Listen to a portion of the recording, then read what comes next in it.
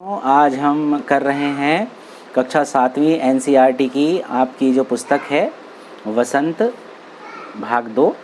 और आपको पता है कि मिठाई वाला हम पाठ से शुरू कर रहे हैं और उसके बाद जो आपके टर्म 1 और पीटी 1 में जो आएगा वो सिलेबस हम अब यूट्यूब के माध्यम से कवर करेंगे। वो कुछ अच्छे क्वेश्चंस हर पार्ट के लेंगे। तो मिठाई वाला है, कुछ बच्चों के पास मान लो अगर किताब नहीं है तो वो यहाँ से देख सकते हैं। जैसे पहला इम्पोर्टेंट क्वेश्चन है, मिठाई वाला अलग अलग चीज़ें क्यों बेचता था और वह महीनों बाद क्यों आता था। ठीक है, पहला क्वेश्चन है। तो इसका आंसर आप लिख सकते हैं बच्चों, मिठाई वाला अलग अलग चीज़ें इसलिए बेचता था क्योंकि वह बच्चों से प्रेम करता था, वह बच्चों का सानिध्य प्राप्त करना चाहता था, उसके बच्चों एवं पत्नी की मृत्यु असमय हो गई थी, है ना, उसके बच्चों की और पत्नी की।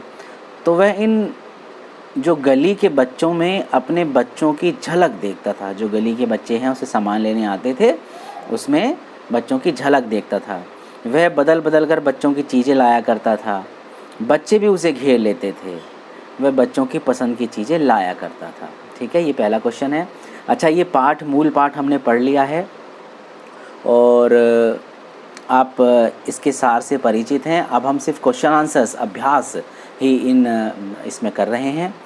और दूसरा क्वेश्चन देखिए बच्चों, मिठाई वाले में वे कौन से गुण थे जिनकी वजह से बच्चे बड़े भी उसकी ओर खींचे चले आते थे।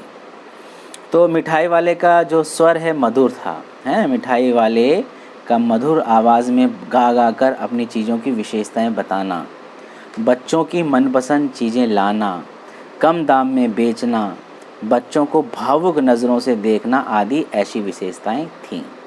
ठीक है बच्चों, और आगे चलते हैं। आप इन क्वेश्चंस को देखकर याद कर सकते हैं। और इसमें देखिए, रोहिणी को मुरली वाले के स्वर से खिलौने वाले का स्वर रोहिणी को मुरली वाले के स्वर से खिलौने वाले का स्मरण क्यों हुआ है। स्मरण यानी याद आना, है ना। जो मुरली वाले के स्वर से खिलौने वाले का, है ना, पहले खिलौने वाला आया, फिर मुरली वाला आया, फिर मिठाई वाला आया, आपको पता ही है इस बात का, है ना। तो रोहिणी को मुरली वाले के स्वर से, आप उत्तर लिख सकते हैं, रोहिणी को मुरली वाले के स्वर से खिलौने वाले का स्मरण इसलिए हो आया क्योंकि खिलौने वाले की तरह ही इसकी आवाज़ जानी पहचानी थी। ठीक है, खिलौने वाले कर लीजिएगा इसको, खिलौने वाले की तरह इसकी आवाज़ जानी पहचानी थी। ठीक है, खिलौने वाला भी इसी प्रकार मधुर स्वर से गाकर खिलौने बेचा करता था। ठीक है, तो क्वेश्चन है, आंसर हैं। और किसकी बात सुनकर मिठाई वाला भावुक हो गया था। रोहिणी की बात सुनकर मिठाई वाला भावुक हो गया था। ये बात आपको पता है क्या है, जब रोहिणी ने पूछा कि तुम्हारे परिवार में कितने लोग हैं, इतनी सस्ती चीज़ें क्यों बेचते हो, तो उसने, मिठाई वाले ने बताया था कि असमय, है ना, वो चले गए और इसीलिए मैं एक संपन्न व्यक्ति हूँ, मेरे पास अच्छा अपना कारोबार है, बस मैं तो लागत जितनी लगती है बस उतना ही लेता हूँ, 1 रुपया भी मैं बच्चों से नहीं कमाता। और इन बच्चों की इन बच्चों को खुश देखकर मुझे बड़ी खुशी मिलती है। तो ऐसी बातें सुनकर मिठाई वाला भावुक हो गया था। भावुक होना मतलब उसका गला भर आना, आँखों में आंसू आ जाना, है ना। और उसने अपना सामान उठाया और वो चला गया चुपचाप। इस कहानी में रोहिणी चिक के पीछे से बात करती है। क्या आज भी औरतें चिक के पीछे से बात करती हैं? यदि हाँ तो क्यों? आपकी राय में क्या यह सही है? चिक क्या होती है बच्चों? चिक जैसे आजकल घरों में डाल लेते हैं ना, वो जहाँ से धूप आती है ना, उसमें बांस के सरकंडे लगे होते हैं, ऊपर कपड़ा लगा होता है, फोल्ड हो जाती है, वो रस्सी खींचते हैं तो उसे चिक कहते हैं, है ना। आपने देखा होगा ब्लू कलर की या ब्राउन, बहुत से कलर्स की आजकल चिक आती है ना। ठीक है बच्चों, तो इस तरह से इसका आंसर आप लिख सकते हैं, स्वतंत्रता के पश्चात संविधान ने स्त्रियों और पुरुषों का समान अधिकार दिए, है ना। स्वतंत्रता के पश्चात आज़ादी, संविधान ने स्त्रियों और पुरुषों को जो है को कर लेना समान अधिकार दिए हैं। शिक्षा के प्रचार प्रसार से समाज में बदलाव आया है। पहले महिलाएं, लड़कियां नहीं पढ़ती थी, हैं, अब पढ़ने लगी हैं। लेकिन भारत के कुछ गांव अभी भी ऐसे हैं जहां स्त्रियों को पर्दे में रहना पड़ता है। तो आपकी राय में क्या है? आपकी राय लिख सकते हैं, वाकई ये गलत है। अच्छा देखो बच्चों, ये मिठाई, ये भाषा की बात जो है इसमें आई है, और भाषा की बात में क्वेश्चन है मिठाई वाला, बोलने वाली, गुड़िया, ऊपर वाला का प्रयोग है। अब बताइए कि वाला से पहले आने वाले शब्द, ये जो वाला आया है इसमें आने वाले सब संज्ञा हैं, सर्वनाम है, विशेषण है, क्या हैं, ये आपको बताना है। जैसे मिठाई वाला जोड़कर एक शब्द बना दिया, तो मिठाई जो है क्या है? संज्ञा है। मिठाई क्या है? संज्ञा।